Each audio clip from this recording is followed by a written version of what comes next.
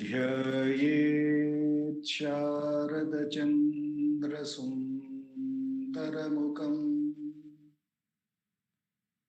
ताम्रारविन्देक्षणम् भक्ताभीष्टवराभयप्रदकरम् कौपीनमात्रोज्ज्वलम् स्वात्मानन्दरसानुभूतिविवशम् सर्वानवद्याङ्गकम्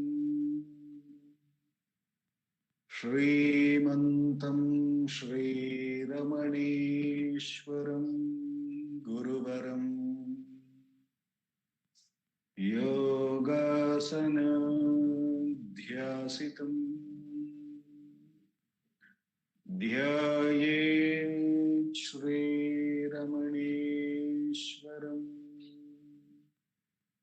ध्यायेत् श्रीरमणीश्वरम्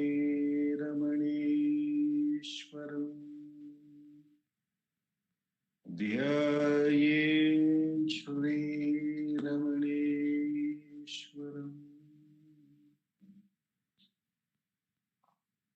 हृदयकुहरमध्ये केवलं ब्रह्ममात्रम् यहमहमिति साक्षात् आत्मरूपेण भाति हृदि विषमनसा स्वं चिन्वतामज्जतव पवनचलनरोधा आत्मनिष्ठो भवत्वम्। Namo Ramana. We will commence today's evening Atma Vichara by listening to Bhagavan's Upadesham. As usual, I'll be reading from the book Ramana Answers Self-Enquiry 1900 to 1950, a compilation of all the answers on the subject matter of Atma Vichara by our founder, President Sri A.R. Natarajan ji. In the series of questions that we have been blessed to ponder upon by Master, we have last week reached question number 58, and we are supposed to take up question number 59 today. But I will read 58 and then I will read 59 and we will meditate upon that, followed by which we will have a 20 minutes Atma Vichara session. Thereupon, Akka will be talking about Atma Vichara from Ganapati Muni's Ramana Gita.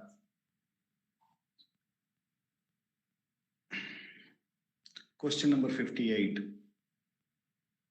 Devotee. Bhagavan has said that self-enquiry is simple, direct, and effective. Though I try to follow the same, I cannot say I have understood it. I put the question, who am I? But there is no proper response from within. However, I am getting a sort of stillness. To which Bhagavan had replied, how can you get the answer in words? It is not a regular mental inquiry to elicit a concrete answer. It is only a tool to direct the mind back to its source. To which now the questioner asks, yes, I follow, but the result is not clear to me. There is a short stillness which does not last. I repeat, yes, I follow, but the result is not clear to me. There is a short stillness which does not last. To which Bhagavan says, you should be steadfast in sadhana. By repeating the process, you fix attention on the ego, the I thought. Whenever the doubt arises, repeat the process and make the enquiry. Try to reach the source of the ego. Once you reach the source by one pointed effort, your peace will not be disturbed. I repeat Bhagavan's answer. You should be steadfast in sadhana. By repeating the process, you fix attention on the ego, the I thought. Whenever the doubt arises, repeat the process and make the enquiry. Try to reach the source of the ego. Once you reach the source by one pointed effort, your peace will not be disturbed. As usual, we have been so much trained to look for results. And therefore, on behalf of all of us, the devotee here is asking the two things that he is asking. One is that the result is not clear, that I am doing this vichara or I am doing, for that matter, any sadhana, the result is not very clear. And whenever I achieve that stillness, if at all, then it is very short lived. It doesn't last for a long time, which may be many of our experiences too. That the result is not clear, and that even if the result is clear that it is stillness, it is short lived, which does not last. I remember Venkateshji used to say that one of the Swamijis in Rishikesh used to mention that most of us are in spiritual tourism, that we want something, some experience, and we are not very keen about the final goal. We just are looking for some experiences. So often when we have any experience, we seem to become content with that, or we think that we get a sort of a high having achieved that result, and we feel that a sort of contentment. But whoever is very, very keen about the final result to be, as which Bhagavan says, is self-abidance. It is not, Bhagavan says, Atma samstiti eva swatma darshanam. The darshana of the self is only in its abidance. It is not in one experience, one short experience. It is to be in that state. That is what Bhagavan has repeatedly kept on saying to all of us. So it is important that when we come to this path of Atma Vichara, that we look for that samsthiti, to be in the self, and not a specific experience, a short-lived experience. But the short-lived experience is not something then we poo-poo it off saying it is not important. It is important to get a grasp of what really we are looking for. It is important that it gives us a taste of that. But the goal of as a sadhaka is for us to, which Bhagavan has made it very clear, is to have that Atma Samsthiti, to abide in that self as the self. So that is when we get little serious about our sadhana, that's when we ask that this short stillness is very short-lived.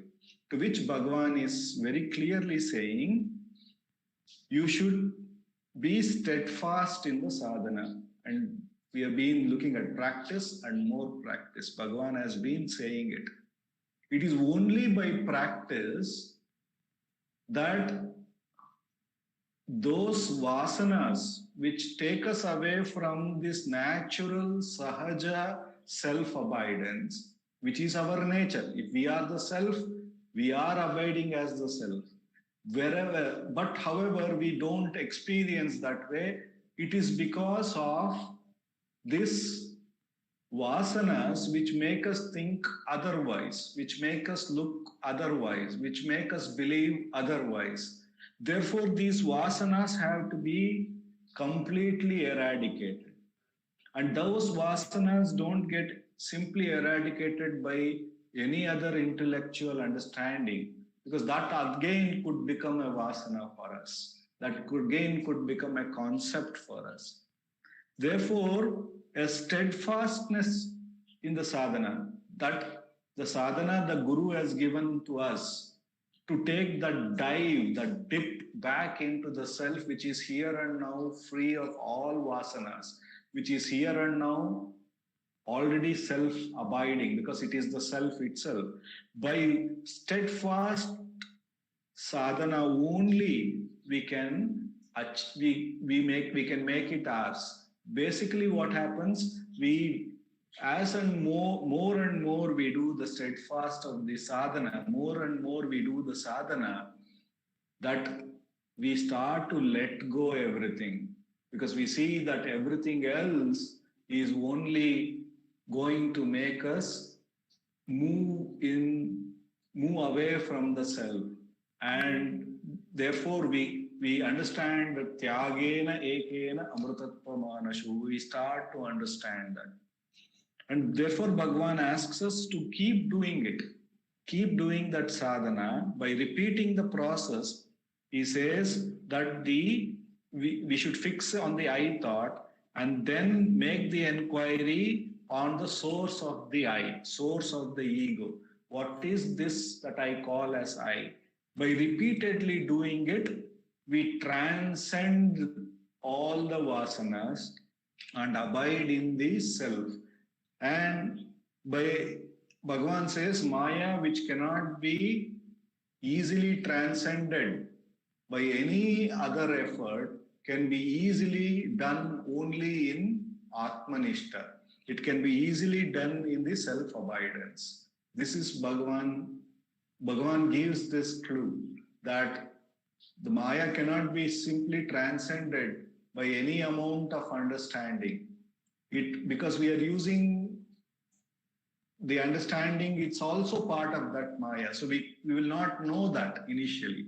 By therefore abiding in the self, by abiding in the source of the ego, which is here and now, free of the ego also, which is also seeing ego as an object which rises and falls, which stays for some time and goes away and sees the play of the ego. That entity, that self, which is beyond the ego, that alone, because all the thoughts, everything is for this I, the individual. Only after the I rises, everything else rises. Therefore, the whole of this vasanas and all of that is only for the ego. But once we go to the source of the ego, two things happen, which Bhagavan says the goal is to remain in the selves as a self-abidance. That happens. And we also transcend the vasana, which cannot be transcended by any other understanding. Therefore, this repeated Atma Vichara gets us the benefit of removing all the vasanas, and at the same time, it also makes us abide in the self here and now. So it is such a wonderful sadhana that Master has blessed us, that by doing this, we are going to more and more remain in the self. The Atma Vichara is the direct path by which both the vasanas are transcended and the self-abidance is also accomplished with every inquiry. Such is this, and therefore when we understand that such is the beauty of this Atma Vichara, then we give it one-pointed effort. We say that this is it. I don't have to go through any more spiritual tourism anymore. This is it. This one-pointed effort is enough, with which Bhagavan says, your peace will not be disturbed. This is Bhagavan's Vachana to us. He is telling by this, what happens is peace, which is our real nature, will not be disturbed because we totally become self oriented, self abided. We will not be interested in any other thing other than the Atmanishta.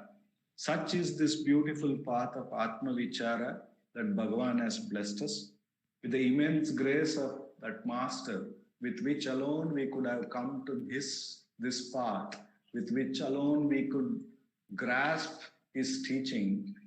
With his grace, for the next 20 minutes, let us do Atma Vichara. In Atma Vichara, however number of thoughts rises and whatever may be the quality of the thought, we inquire to whom is this and recognize it is for I.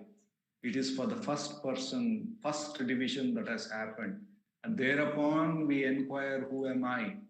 And when we inquire who am I, when we keenly look at the source of the I, or where from this I rises, then we are taken to the source of the ego, which is the self-abidance, which Bhagavan says, and with which the thought which has risen because of vasana is also transcended, and at the same time, we are actually going to abide in the self. We get the Atmanishta there. And with that, that is the Atma Darshana. That is the real Darshana of the self, says Bhagavan. And by repeated practice, Bhagavan assures that the mind will gain enough strength to remain at the source. With his immense grace, for the next 20 minutes, let us all do Atma Vichara.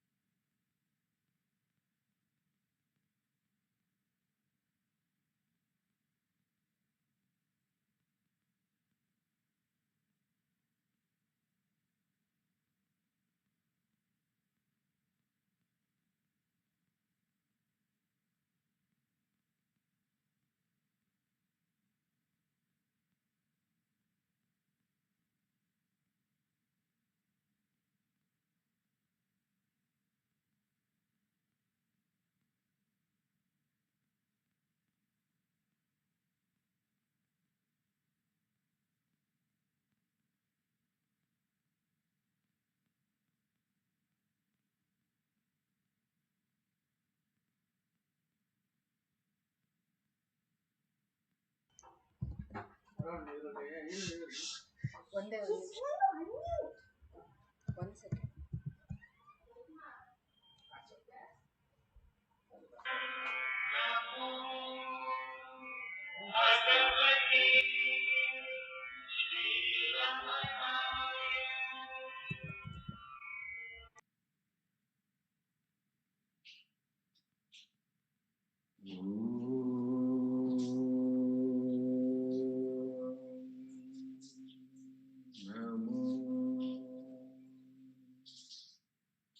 Bhagavate Shri Ramanaya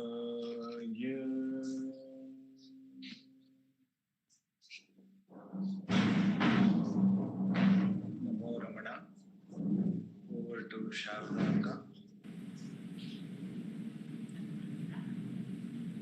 Prostrations to Ramana, shining itself in all beings. By the immense grace of that self manifest as Ramana, we are meditating upon Bhagavan's answers to questions regarding self-inquiry, and we are also having the practice session of the self-inquiry by that immense grace. And we are looking at Bhagavan's answers to questions in two contexts. One, compilation made by Shriyar Nataraja of all the questions asked from 1900 to 1915 on the subject of self-inquiry. And we are also looking at Bhagavan's answers to questions which have been posed to him during the Virupaksha and Skandashram years specifically, and which have been compiled along with the answers which he has given to these questions by Ganapati Muni, compiled in Sanskrit as Ramana Gita. So the first chapter of the Ramana Gita, the questions that were posed to Bhagavan, the first of the questions was whether the Satya Asatya Viveka is capable of liberating from all bondage. Satya Satya Vivekena Muchyate Kevalena Kim. Or is there any other means for becoming free from all bondage? And Bhagavan has replied to that saying, Mochayet Sakalan Bandhan. The first, we looked also at the first verse of the first word of a work is very significant. The first word of the Ramana Gita is Maharshi. And if you look at the first word of the first answer in the Ramana Gita by Bhagavan, the word is Mochayet. It liberates. The total liberation is what Bhagavan is speaking to us about. Mochayet Sakalan Bandhan. See, if we want to be free from all bondages, says Bhagavan, is it okay if we are free from a few bonds and still have a few bonds? Of what use would it be if if some of the bonds are gone and some of the bonds are still there? Because that would lead to the same situation. Whether it is one bondage or hundreds of bondages, they're all springing from one primary bondage, which is called the ego, which is called the identification, which is called the I am the body idea, the Granthi. There is one which is called the Chit Jada Granthi. But Sakalan Bandhan, why is it said Sakalan Bandhan?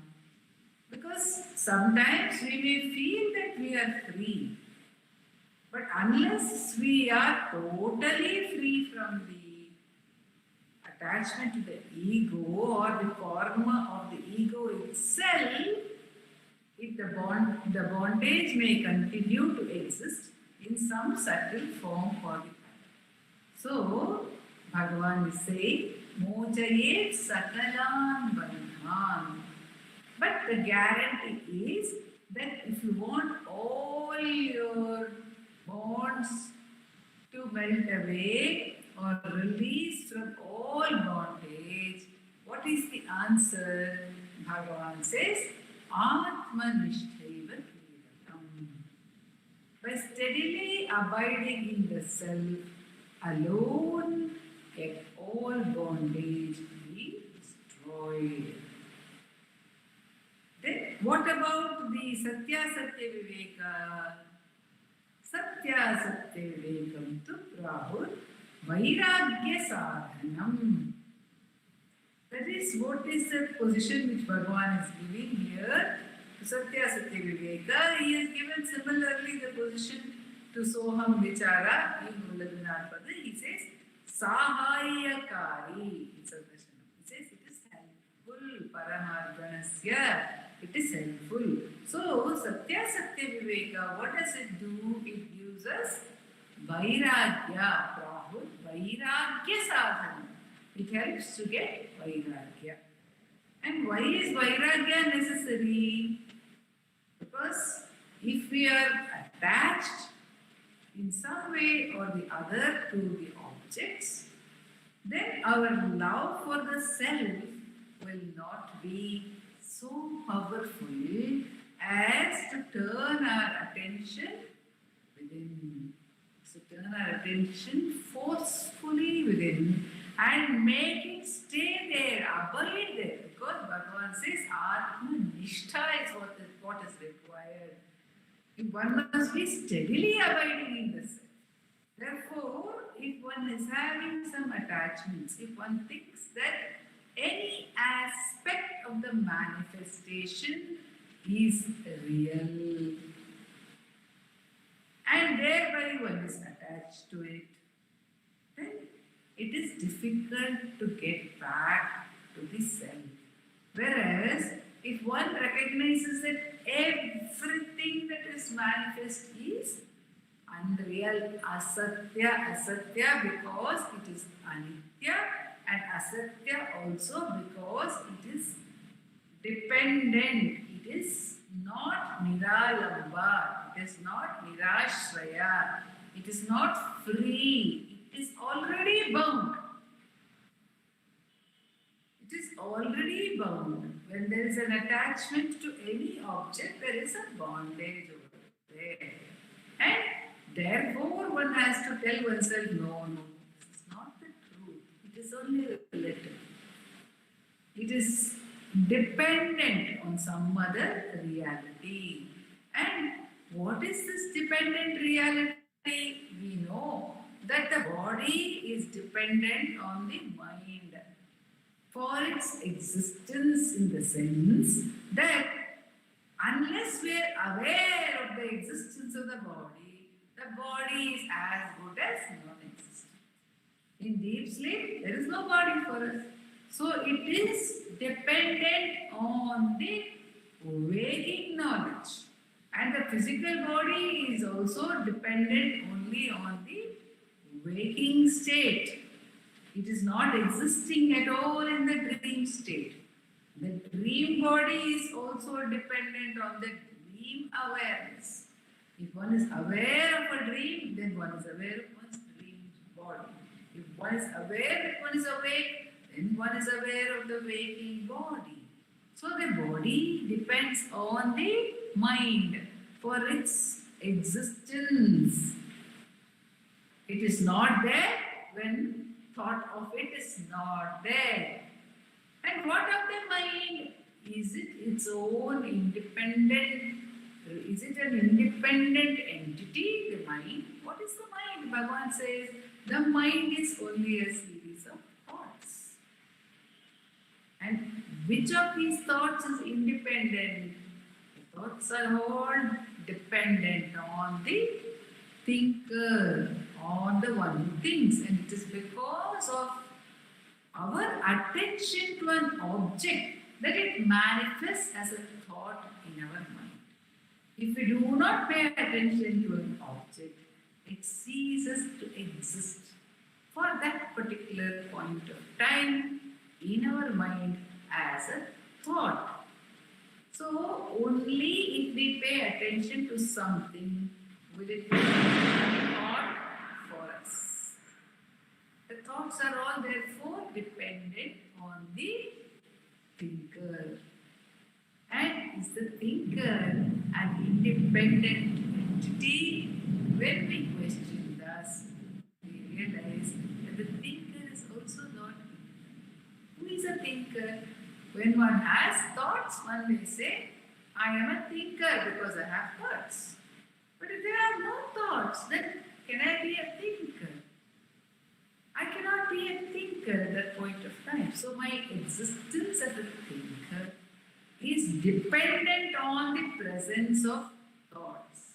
But I exist even in the absence of thoughts. I exist in deep sleep. So this kind of viveka, this kind of discrimination, this kind of intellectual manana is called the Satya Satya Viveka. And it can be, it's not a matter of a one-time Viveka also. It can be applied regularly and it may need to be applied regularly as well. Like, as and when the thought arises, one may tell oneself, if one is practicing Satya Satya Viveka, this is merely a thought. A thought is arising, but this is a thought, and this thought is asatya. It is not reality at all, because it is going to pass, and it is dependent on my attention to it. Therefore, since it is a mere mirage, it is unreal, let me not waste my time on that which is unreal. So let me try to be with the self which is real. I may tell myself this. But what is the difference between that and self-inquiry? In self-inquiry, I do not create a thought to negate another thought. In Satya Satya Viveka, we will be negating the asatya by a remembrance of that which is satya, that which is real. We will be remembering this is real, this is unreal, this is a dream, there is waking. But in self-inquiry, one does not create or allow any thought at all, says Bhagavan. Even in the practice of self-inquiry, one would not be saying something is unreal. Rather, one would be asking oneself, who is perceiving this? Who is perceiving something, whether it is real or unreal? Am I aware of the truth of the reality of the perceiver? Who is perceiving this? This becomes a prime question, and the non-reality even of the thinker is not gone into. One does not say to oneself that the thinker is asatya. Because if I have to tell myself that the thinker is asatya, who is going to say that? If I say Sarada is unreal, who is to say that Sarada is unreal other than Sarada herself? So, Bhagavan says, instead of Sarada declaring that Sarada is unreal, why don't you just ask yourself, who am I? If you do that, you are not saying whether Sarada is real, unreal. You are not going into that question at all. Rather, you are trying to experience the reality of your own nature, because that experience alone is going to free you, says Bhagavan. Mochayet sakalan bandhan atmanishtaiva kevalam. Atmanishtha. So one has to do one has to abide in the self. So one has to turn attention back to the self. And to turn attention back to the self, how does one turn attention back to the self? By trying to see what is the nature of the self. How does one try to see what is the nature of the self? By asking one the question, who am I? Asking oneself this question, who am I? We are trying to see who this I is. What is the reality? We are trying to see. So Bhagavan says in the next part of his answer, he says that the jnani na satyam chintaye vishwam. So the jnani kevalam atmani na satyam chintaye vishwam nava swasya tad anyatam sada tishtati gambhiro. So what is a jnani? What does a person of knowledge do? He is always abiding in the self. Sada tishtati gambhiro.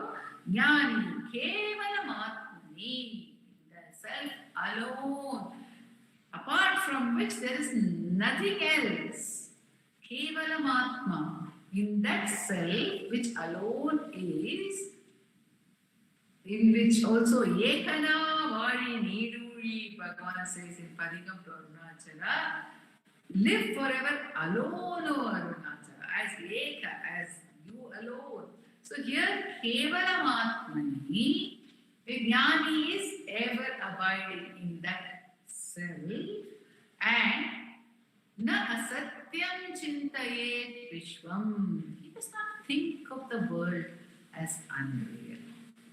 Why says Bhagavan? Nava swasya tadanyatam.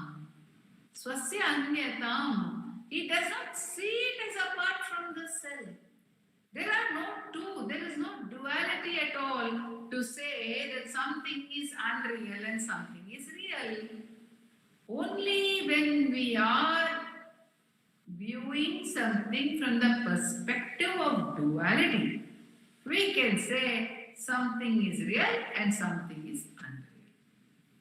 If I see a world apart from myself, I can ask myself the question, is this world which I am seeing apart from myself real, or is it a dream? Only when there is duality. In Tripura Rahasyam, Parashurama is guided by Dattatreya to do Devi Upasana. Because he actually has interaction with a Jivan Mukta called Samavarta, and he recognizes the glory of that Jivan Mukta, but is not able to comprehend that state. Therefore, when he takes refuge in his Guru Dattatreya tells him, do Upasana, do meditation on Devi. And when he is doing Upasana, when he is doing practice, there comes a point when he suddenly feels, this Devi, whom I am worshipping, is she a creation of my mind? Is she independent of my mind? Or is she a creation of my own mind?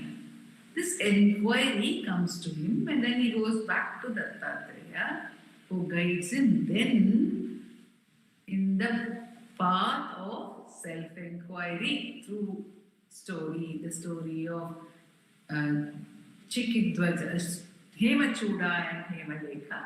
He guides Parashurama. But the point is that when he was doing Upasana, when he was seeing somebody as apart from him, then he could get the question. Because this Devi, is she apart, when she is apart from me, is she real or is she not real? Even the image of God whom I see, is it real or is it unreal?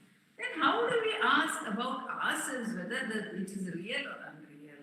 The ego I, because it is based on duality, we can question whether it is real or unreal. But how can one question anything about the self, which is all inclusive?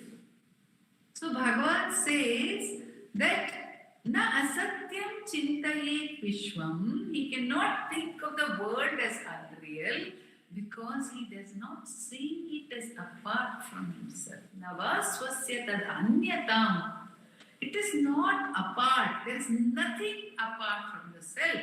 It includes everything. Bhagavan, when he had the experience of the self as a boy of 16, when he conquered death, he says that I was that current which transcended and included the body. The body is also included in it.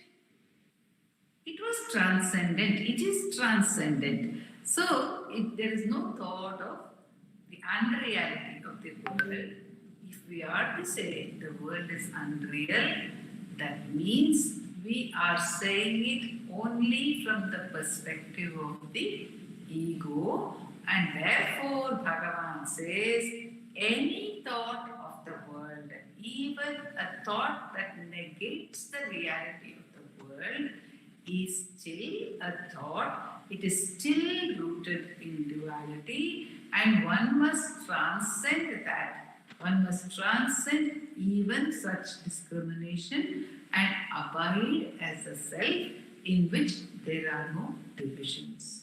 And when such abidance becomes steady, then that is the true liberation, says Bhagavan. So until there is any rise of duality in any form within us, we can understand that we are not yet fully established in the self.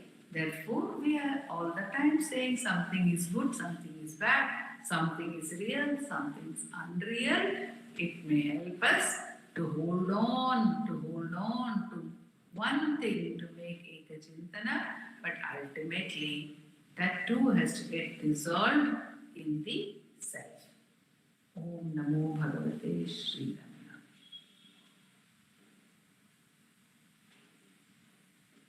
Dileep? Yes, we say the prayer, Akka. Yes, please.